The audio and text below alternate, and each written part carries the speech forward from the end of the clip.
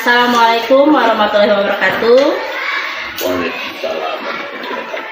Perkenalkan, nama saya Suci Apriani. Saya calon guru penggerak angkatan 10. Nah, di sini saya hari ini akan melakukan tugas yaitu demonstrasi kontekstual modul 3.1, yaitu tentang pengambilan keputusan berbasis nilai-nilai kebajikan sebagai pemimpin.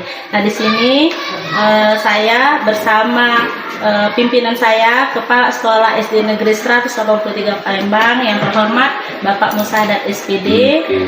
Nah, silakan menyaksikan. Assalamualaikum Pak. Waalaikumsalam warahmatullahi wabarakatuh. Apa kabar Pak? Alhamdulillah sehat Bu. Alhamdulillah sehat Pak ya. Nah, di sini Pak Suci, ini saya kemarin kan sudah meminta izin kepada Bapak untuk mewawancarai Bapak tentang pengambilan keputusan berbasis nilai-nilai kebajikan sebagai pemimpin. Nah, alhamdulillah Bapak sudah menyetujui ya Pak ya, bahwa sudah kita jadwalkan hari Senin ini. Nah, di sini Pak ada beberapa pertanyaan yang akan saya sampaikan kepada Bapak terkait dengan pengambilan keputusan, atau ada juga kasus-kasus tentang dilema etika Pak. Oke Pak, kita mulai Pak. Oke. Di sini Pak, pertanyaan pertama ya Pak ya. Selama ini kan sebagai pemimpin nih, bagaimana Bapak dapat mengidentifikasi kasus-kasus yang merupakan dilema etika atau bujukan moral yang ada di sekolah Bapak? Oke, terima kasih Suci. Ini menarik buat masalah etika. Iya Pak. Sesuai dengan sekarang kan ketika belajar Pancasila kan kadang-kadang etika ini memang kedepan kami sebagai pimpinan tentunya ini yang banyak berbenturan ataupun kasus Bapak Ibu. Nah, tentu etika ini kadang-kadang sesuatu itu sering terjadi di lingkungan kita, tetapi kadang-kadang ada etika itu kadang-kadang tidak bertentangan dengan norma-norma agama, undang-undang sosial kan. Kalau hal-hal seperti itu tentunya diidentifikasi, berarti itu bisa diselesaikan dengan cara etika kan. Tapi kalau manusia yang lain mengatur agama jadi moral. Tapi mudah-mudahan kalau di sekolah-sekolah ini paling di etika. Nah, tentunya etika ini tentunya ada masing kita ini punya karakter, budaya, asal kan, baik segi bicara mungkin beda kan.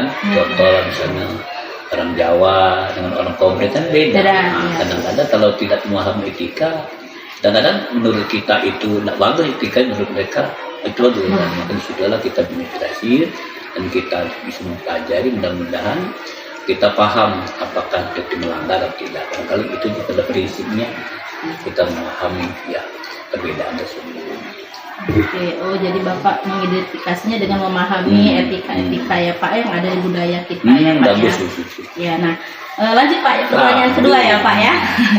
Ya Pak, selama ini Pak, bagaimana Bapak menjalankan pengambilan keputusan di sekolah Bapak, terutama untuk kasus-kasus di mana ada dua kepentingan yang sama-sama benar atau sama-sama mengandung nilai kebajikan? Kalau yang benar enak Bu, ya.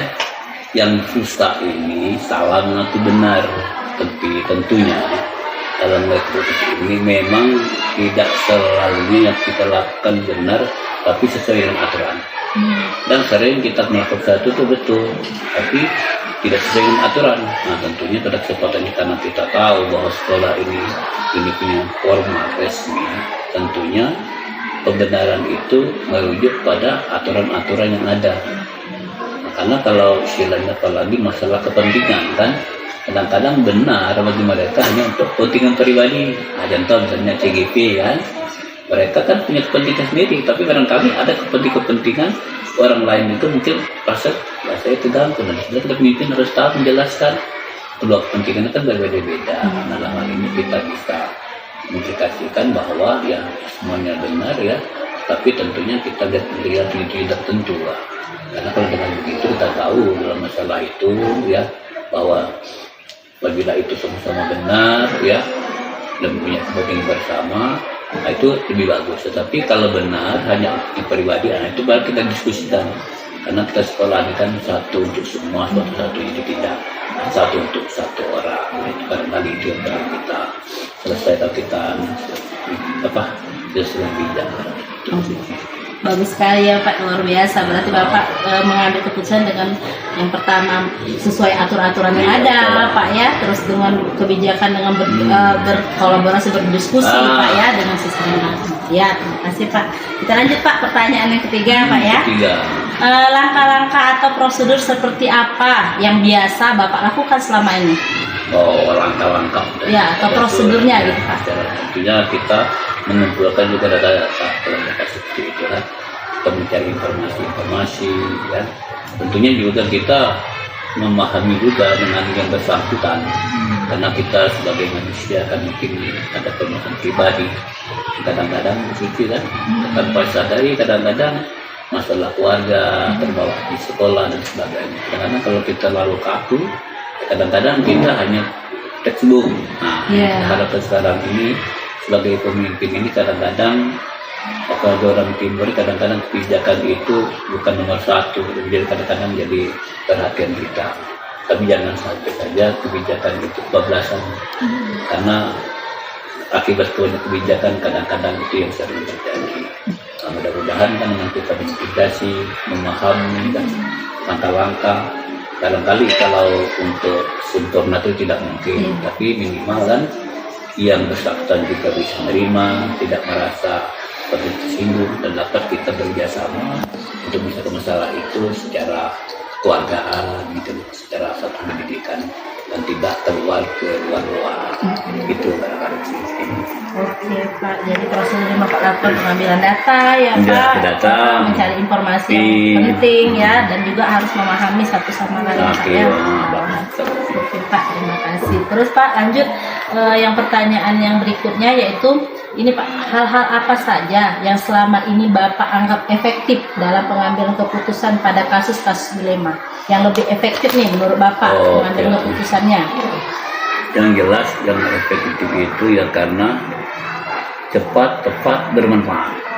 Artinya cepat, tepat, artinya memang apabila dengan kasus ini kadang-kadang seharusnya apabila ada sebuah kasus itu sekecil apapun, karena beribu guru lah, kasus itu jangan ditimbun dari tabungan, karena takutnya dia lupa. Kalau masalah ditimbun jadi gunung es sama jadi dalam hal ini kalau terkomunikasi, kalau kami pribadi pada sebuah kasus itu kita tahu permasalahannya dan kita segera identifikasi, kita cari penyelesaian terbaik. Kalau memang bisa kita selesaikan secara pendidikan, kita bisa selesaikan. Tetapi kalau menyangkut misalnya perspektif dari yang lebih berkepentingan, tentu kita harus bicarakan dengan bijak. Yang penting pihak-pihak yang bermasalah itu bisa menerima dan tidak merasa dirugikan kan. Jadi walaupun kata bisa pahit, ya mereka terima, tidak ada merasa diperjuangkan. Nah, kita paham kan manusia itu selalu tidak pernah lepas dari masalah, lebih hayat kita beribadah. Oke, berarti kalau ada kasus seperti Bapak yang lebih efektif langsung diselesaikan Pak ya, langsung selesaikan, jangan terlalu larut banyak Pak ya. Oke, bagus sekali Pak ya. Terus yang lanjut Pak ya, pertanyaan berikutnya, hal-hal apa saja yang selama ini merupakan tantangan Bapak dalam mengambilkan keputusan pada kasus-kasus dilema etika?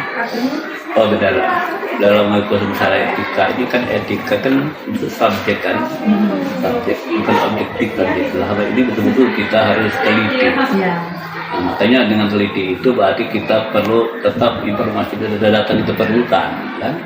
Nah, jadi jangan sampai ya, karena etika itu kita salah dalam mengambil keputusan kan. Nah, karena itu namanya subjektif, tentu kita bicarakan dan juga selalu kita ya mencari informasi-informasi, karena selagi kita balik sekolah kan tidak mungkin dapat sendirian kan, kita tanyakan ya. Dan tentunya kita aja bicara ya, kita selesaikan dengan sangat terbuka, dan sekali lagi tujuan utamanya ya bisa menerima ya, dan bisa menjadi suatu perubahan kan. Kalau juga dia menerima tidak perubahan ya percuma. Nah, tantangannya itu Pak, kira-kira pada saat mengambil keputusan, tantangan yang Bapak rasakan sama ini Pak. Kadang-kadang begini ya, manusia itu tidak sama kan. Iya. Budaya dan sama kadang-kadang kan.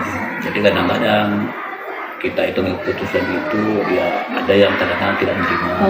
Ya sering terjadi kan. Tetapi kadang-kadang ya kita lihat dulu kondisinya itu kan, tidak kita paksakan, kita panggil lagi.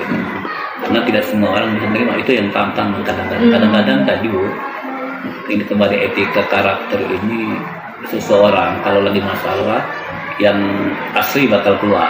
Kalau lagi ibu di masjid kan, ustazah. Tetapi begitu melihat orang itu dia stabil waktu dia punya masalah emosi. Apakah itu dia aslinya Pak ya keluar.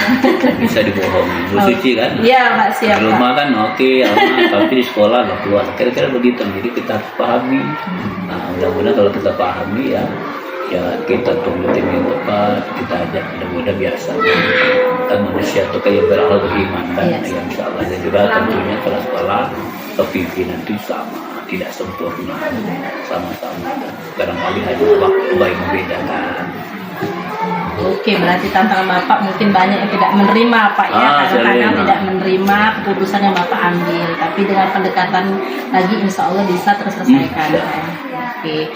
Pertanyaan berikutnya Pak, apakah Bapak memiliki sebuah tata kelola atau jadwal dalam sebuah penyelesaian kasus dilema etika? Apakah Bapak langsung menyelesaikan di tempat atau memiliki sebuah jadwal nih untuk menyelesaikannya? Atau ada bentuk atau prosedur seperti apa yang Bapak jalankan itu? Ya, kalau jadwal wajib jadwal itu. Soalnya ada jadwal kan? Iya. Tapi begitu kita ada masalah bisa dikosong, juga sama seperti itu. Tentunya kalau masalah itu tentu kita mempunyai suatu keputusan yang cepat. Karena ada permasalahan itu yang harus diselesaikan segera. Nah, karena tidak perlu lama. Tapi ada juga yang masalah itu karena menyangkut umum dan juga kalau diselesaikan secara masalah juga yang lain, maka kadang-kadang kita diadakan ada pertemuan khusus. Jadi jalannya itu sekali mendayung itu 2 kali berapa. Tapi kalau yang sifatnya pribadi harus diselesaikan. Sesaat itu juga kalau kita ada waktu atau juga memang yang memungkinkan selesaikan. Tapi sekali lagi kalau memang itu istilahnya itu masalah itu bukan hanya akan mewakili secara umum, tentunya kita buatkan jadwal karena bukan untuk mereka yang bermasalah, tetapi seluruh warga satu sekolah itu kan bisa menghadiri dan juga menjadi pengajar bersama-sama. Barangkali itu tidak ada yang khusus itu. Pak, berarti sesuai dengan permasalahan Pak ya. Apabila memang menyangkut semua orang bisa dirapatkan dulu, berarti dibuat jadwal. Nah, pertanyaan berikutnya Pak, adakah seseorang atau faktor-faktor apa nih yang selama ini mempermudah Bapak atau membantu Bapak dalam mengambil keputusan dalam kasus-kasus dilema etika? Ya ibu-ibu inilah yang membantu Pak.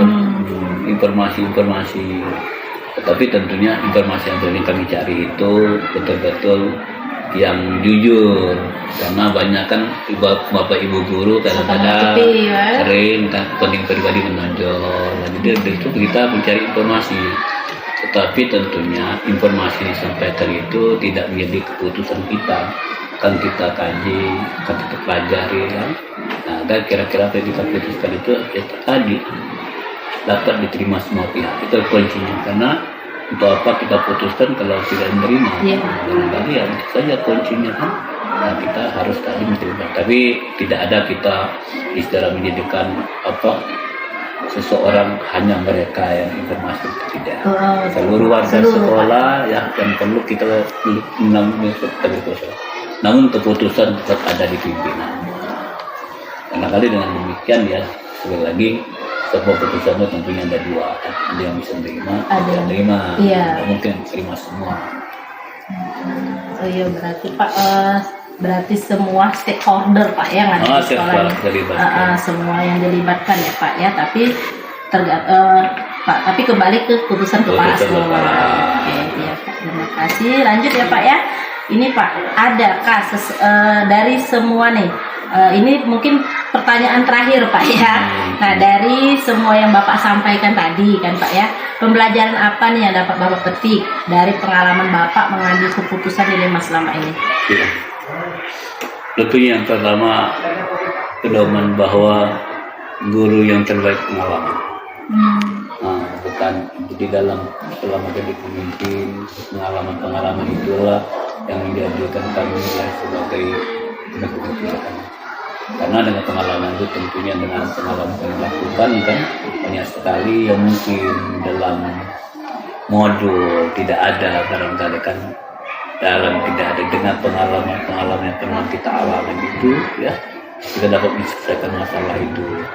Jadi kadang-kadang bukan artinya apa buku-buku atau ilmu yang kita gunakan tetap, tapi dengan pengalaman itu, karena kami yakin ya pengalaman itu kadang-kadang itu yang paling baik dan untuk masalah keputusan. Oke, berarti pengalaman itu adalah guru Pak ya bagi Guru, kita semua untuk mengambil keputusan. Jadi Bapak kan bisa Pak ya merefleksi bagaimana. Ya betul lah, kalau itu penting. Oke, mungkin sudah cukup ya Pak ya. Oke, makasih. Terima kasih banyak Pak atas waktunya, sudah meluangkan waktu, sudah menjawab beberapa pertanyaan yang telah saya sampaikan. Sekaligus terima kasih, semoga Bapak sehat selalu, sukses Amin. selalu. Amin. Amin. Amin. Sekali lagi saya mengucap terima kasih Pak ya Oke. atas waktunya.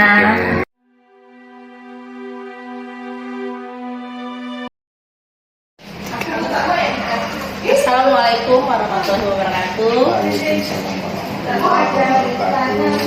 Perkenalkan Pak, saya Suci Apriani Pak dari SD 183 Palembang. Saya di sini sebagai calon guru penggerak, dapat tugas Pak ya, dapat tugas untuk mewawancarai Bapak tentang pengambilan keputusan berbasis nilai-nilai kebajikan sebagai pemimpin. Nah di sini bersama saya yaitu Bapak Samidin MPD ya Pak ya. Mungkin di sini Pak ada beberapa pertanyaan yang akan saya sampaikan kepada Bapak. Alhamdulillah kami kemarin sudah minta izin sama Bapak alhamdulillah menyanggupi ya Pak ya. Dan di sini saya awali terima kasih atas waktu Bapak untuk memberikan saya kesempatan untuk bertanya beberapa pertanyaan tentang pengambilan keputusan ini. Kita mulai Pak, siapa ya? Siap. Oke Pak, ini pertanyaan yang pertama Pak ya. Nah selama ini kan Bapak itu mungkin banyak mengalami kasus-kasus di sekolah Bapak ya Pak ya. Nah di sini bagaimana Pak Bapak dapat mengidentifikasi kasus-kasus yang merupakan dilema IPK dan atau bujukan moral? Yang jelas ini, yang pertama untuk menangani kasus itu harus tahu dulu permasalahan dulu.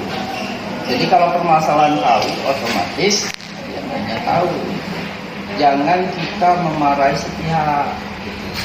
Artinya jangan ego kita baik.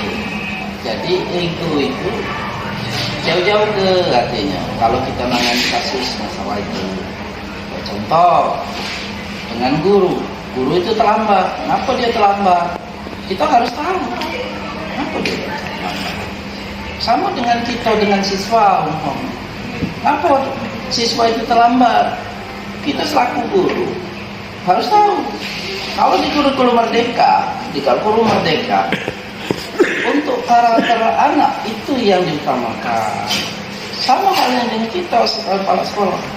Kita ini ada guru 14, namanya atau 20 guru. Kita karakter guru itu harus tahu ya. Jangan mudah memponis. Ini kadang-kadang memponis itu yang ya. contoh lagi dalam kasus-kasus yang sifatnya karakter guru juga jangan mudah kita marahi guru kalau tidak tahu permasalahan.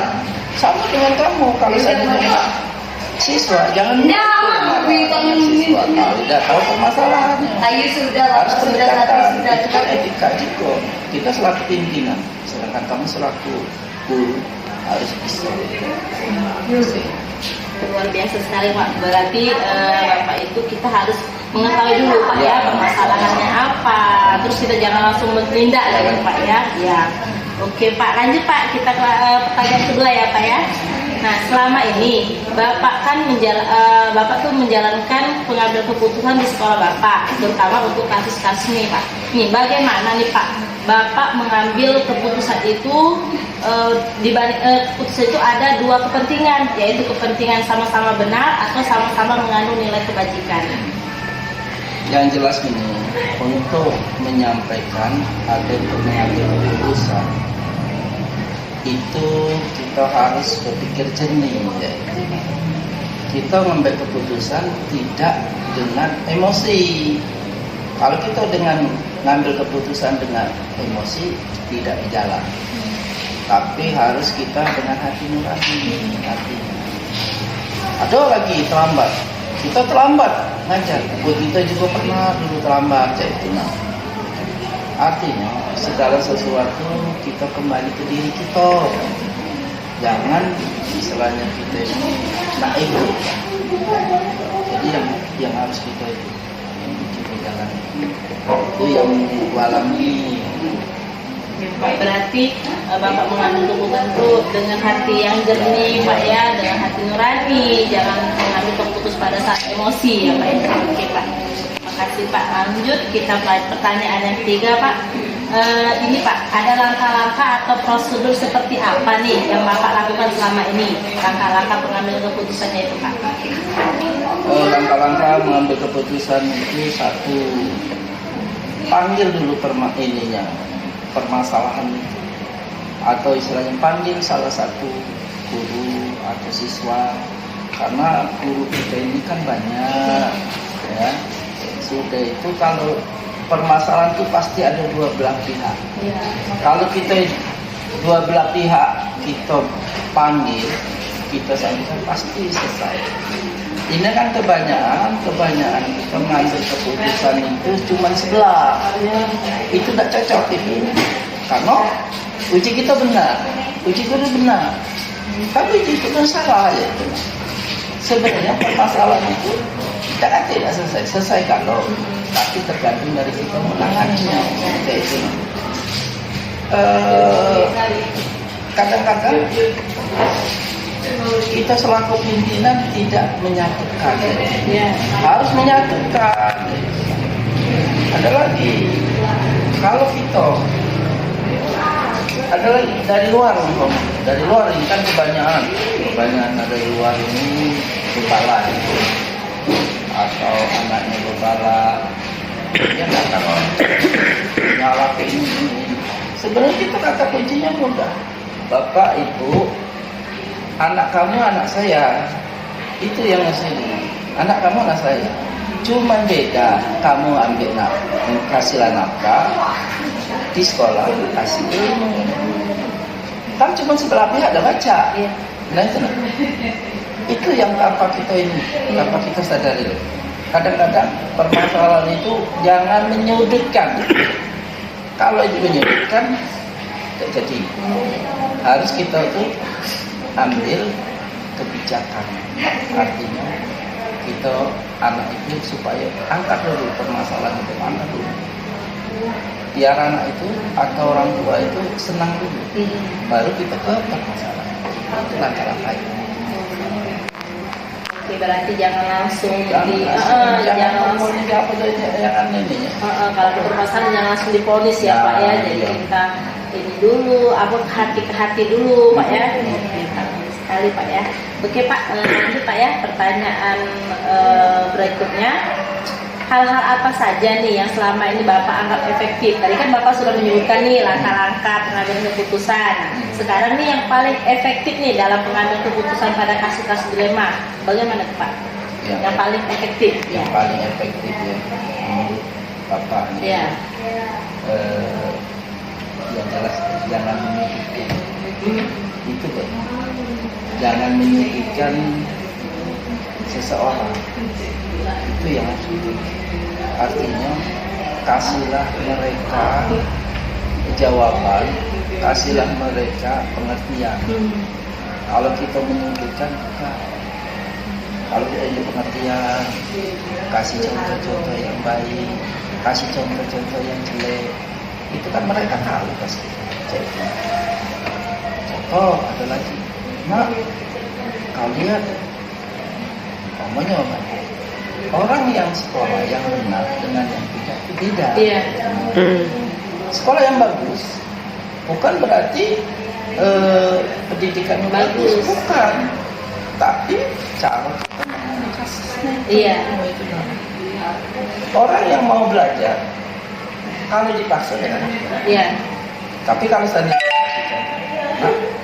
nah contohnya mau 10 hari, kalau anaknya 40 Iya. atau sekarang kan 28 kan. Kalau di itunya yang dirugikan menurut kamu berapa? Banyak loh Pak. Tidak sekarang atau berapa kira-kira yang dirugikan kalau seandainya siswa itu 28? 28 siswa, 28 orang. 28 orang. Ditambah orang tua rugi juga. Nah, jadi kalau yang dirugikan menurut Bapak itu 28 kali 3. Kenapa kali 3? Satu, siswa itu sendiri. Yang kedua, istrinya atau ibunya. Iya. Yang ketiga, bapaknya. Banyak kan? Iya. Nah, itu bukan 28 lagi. Iya, jadi Tanpa banyak kita yang sadari. rugi Pak ya. Iya. Tanpa kita sadari hal-hal itu. Makanya aku dengan guru panggil sini. Kalau kamu udah ngajar, berapa yang 28 salah. Harus 28 tapi gimana? Jawab. Nah itu. Oh jadi yang paling efektif tadi Pak ya, langsung jangan langsung mengonis Pak ya, dari satu itu yang lebih efektif, pendekatan dulu. Pendekatan seperti itu hasil. Iya, kasih pengertian. Oke Pak, nah ini Pak, apakah Bapak memiliki sebuah tata kelola atau jadwal tertentu nih dalam penyelesaian kasus dari mereka? Apakah Bapak langsung menyelesaikan di tempat atau Bapak memberikan jadwal dulu untuk menyelesaikan suatu permasalahan itu Pak? Atau bentuk prosedur yang seperti apa yang Bapak lakukan? Sebenarnya setiap kali ada masalah sebaiknya jangan ditunda-tunda. Kalau masalah prosedur itu pasti ada prosedurnya, kita contoh umpamanya. Kalau masalah prosedur anak umpamanya, kalau anak itu siswa itu kan ada orang tuanya, artinya orang tuanya siapa? Pengganti orang tuanya ya bapak ibu guru di sekolah itu. Jadi kalau seandainya ada kasus umpamanya, jangan langsung kepala sekolah lah kalau bisa itu. Tapi kalau bisa jangan ditunda-tunda lagi. Nah, itu. Langsung hari itulah. Jadi kalau sudah hari itu langsung selesainya. Jangan melibatkan orang itu maka. Sekarang anak mana kita supaya semangat. Oh berarti kalau ada permasalahan tuh jangan maksudnya jangan tunda-tunda Pak ya, langsung diselesaikan. Tapi kalau bisa jangan langsung ke kepala sekolah Pak ya, ada prosedurnya ke guru dulu. Sudah bisa menyelesaikan baru ke kepala sekolah. Oke, terima kasih Pak, jawabannya bagus sekali Pak ya. Ini Pak ada lagi? Ini Pak, tadi kan Bapak bilang bahwa ke guru. Nah ini adakah nih seseorang atau faktor-faktor yang selama ini mempermudah atau membantu Bapak nih dalam mengambil keputusan dalam kasus-kasus BMTK? Sebenarnya untuk membantu itu ada ya gurunya. Kalau di sekolah gurunya, karena yang tahu persis kan selama ini kan gurunya. Iya. Kalau sekarang kadang-kadang tahunya laporan tadi. Nah tapi biarpun laporan kita harus peka. Oh kalau ini tidak boleh dibiarkan gitu. Tapi yang jelas kita harus melibatkan orang tua. Ini siapa? Yang pertama orang pertama adalah guru. Yang kedua baru pemimpin atau kepala sekolah. Kalaupun itu tidak baca diselesaikan, tapi biasanya aku yakin seyakin-yakinnya dengan guru, makanya guru inilah kepercayaan selaku pengganti orang tua. Iya. Oke, berarti yang membantu Bapak yang pasti guru Pak yang ada di holder yang ada di sekolah Pak ya. Oke, nah Bapak ini mungkin pertanyaan terakhir Pak ya, dari percakapan pertanyaan saya dan jawaban Bapak tadi nih, dari semua yang Bapak sampaikan tadi, pembelajaran apa nih yang Bapak dapat petik dari pengalaman Bapak mengambil keputusan di MTK selama ini? Pengalamannya. Pengalaman yang paling utama kita dapatkan adalah apa ya, hasil apa istilahnya. Artinya kita belajar dari kekurangan atau kesalahan tersebut, kemudian belajar pula dari kelebihan. Berarti kalau kita menangani kasus ini solusinya seperti ini, ya itu mana kita harus kerjasama. Tidak boleh kita walaupun misalnya kita pintar, kita hidup ini saling Iya. menurut kita benar, tapi belum tentu menurut guru itu benar. Benar. Artinya kita harus kerjasama.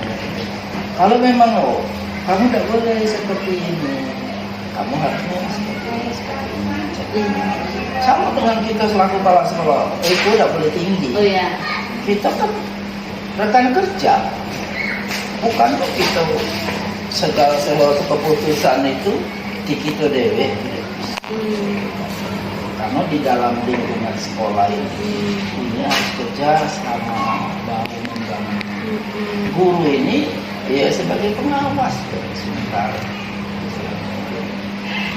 Oke, jadi Pak, pengalaman Bapak itu banyak dari refleksi Bapak atau selama ini Pak ya, banyak berarti solusi yang seperti ini Pak ya, untuk mengambil keputusan tersebut. Oke Pak, mungkin sudah cukup Pak ya pertanyaan. Alhamdulillah sudah Bapak jawab semua, luar biasa sekali Pak. Alhamdulillah, terima kasih Pak, kebanggaan saya untuk mewawancara Bapak atasan SD Negeri 190 Palembang. Itu saja Pak, mungkin kalau saya ada salah kata saya mohon maaf Pak ya. Sekali lagi saya terima kasih atas waktunya, semoga saya selalu buat Bapak sukses selalu. Terima kasih Pak. Assalamualaikum warahmatullahi wabarakatuh. Assalamualaikum warahmatullahi wabarakatuh. Saya Suci Apriani, calon guru penggerak angkatan 10. Nah, di sini saya akan merefleksikan hasil wawancara saya dengan 2 orang kepala sekolah SD negeri yang ada di Kota Palembang. Yang pertama yaitu Kepala Sekolah SD Negeri 183 Palembang, yaitu Bapak Musadat SPD, dan yang kedua yaitu Kepala Sekolah SD 190 Palembang, yaitu Bapak Samidin MPD. Nah, di sini ada beberapa refleksi yang saya lakukan. Yang pertama, hal-hal menarik apa yang muncul dari wawancara tersebut? Pertanyaan-pertanyaan yang mengganjal apa yang masih ada dari hasil wawancara bila dibandingkan dengan hal-hal yang Anda pelajari selama, seperti 4 paradigma, 3 prinsip, dan 9 langkah pengujian apa yang Anda dapatkan. Nah, di sini sesuai dengan hasil wawancara yang saya lakukan, para kepala sekolah tersebut melakukan pengambilan keputusan dengan melakukan identifikasi masalah. Yang kedua, melakukan diskusi dan komunikasi dengan unsur-unsur yang ada di sekolah, terutama dengan pihak-pihak yang terlibat langsung. Yang ketiga, mereka membuat keputusan yang berpihak pada siswa, bijaksana, bertanggung jawab, memaksimalkan potensi positif, dan meminimalisir potensi negatif. Nah, yang kedua, refleksi yang kedua yaitu hal-hal yang telah dilakukan oleh masing-masing kepala sekolah tersebut menurut saya telah sesuai dengan teori yang saya pelajari di modul 3.1 tentang pengambilan keputusan berbasis nilai-nilai kebajikan, karena dengan menerapkan 4 paradigma, 3 prinsip, dan 9 langkah pengambilan dan pengujian keputusan. Namun tidak semua langkah dilakukan secara runtun dan ada langkah-langkah yang tidak dilakukan, seperti pengujian benar atau salah maupun investigasi opsi trilema. Terus bagaimana hasil wawancara antara 2 pimpinan yang saya wawancarai? Adakah sebuah persamaan atau perbedaan? Kira-kira ada yang menonjol dari salah satu pimpin tersebut, mengapa dan apa yang berbeda? Nah, berdasarkan hasil wawancara saya tadi, ada beberapa persamaan. Menurut saya itu persamaan yang mereka lakukan yaitu melakukan identifikasi masalah, pengumpulan fakta-fakta. Dan kedua, melakukan diskusi dan komunikasi dengan berbagai pihak, terutama yang terlibat dalam masalah tersebut. Nah, yang menurut saya yang perbedaan antara kepala sekolah tadi yaitu perbedaan dari keduanya yaitu dalam mengambil keputusan, yaitu kepala sekolah pertama sudah melakukan hampir semua 9 langkah dalam pengambilan keputusan, membuat keputusan yang berpihak kepada siswa dan bertanggung jawab. Kepala sekolah yang kedua lebih mengedepankan diskusi, komunikasi, dan koordinasi dengan unsur-unsur sekolah dan pihak-pihak yang terlibat dalam masalah. Nah, menurut saya yang lebih menonjol dalam membuat keputusan sesuai langkah-langkah pengambil keputusan dalam teori di modul 3.1 adalah kepala sekolah yang pertama. Selanjutnya, refleksi yang selanjutnya itu apa rencana ke depan para pemimpin dalam menjalani pengambilan keputusan yang mengandung unsur dilema etika. Bagaimana mereka bisa mengukur efektivitas pengambilan keputusan mereka. Nah, menurut saya rencana kedepannya para pemimpin tersebut jika mengambil permasalahan dilema etika ataupun bujukan moral akan melakukan tahap-tahapan pengambil keputusan sesuai dengan 4 paradigma, 3 prinsip, dan 9 langkah pengambilan dan pengujian keputusan dengan lebih lengkap, termasuk pengujian dan investigasi opsi trilema. Cara pengukuran aktivitas pengambil keputusan adalah dengan melakukan pengujian yang benar-benar, melakukan refleksi atas keputusan yang dibuat, serta meminta saran dan masukan dari pihak lain yang terkait dalam pengambilan keputusan.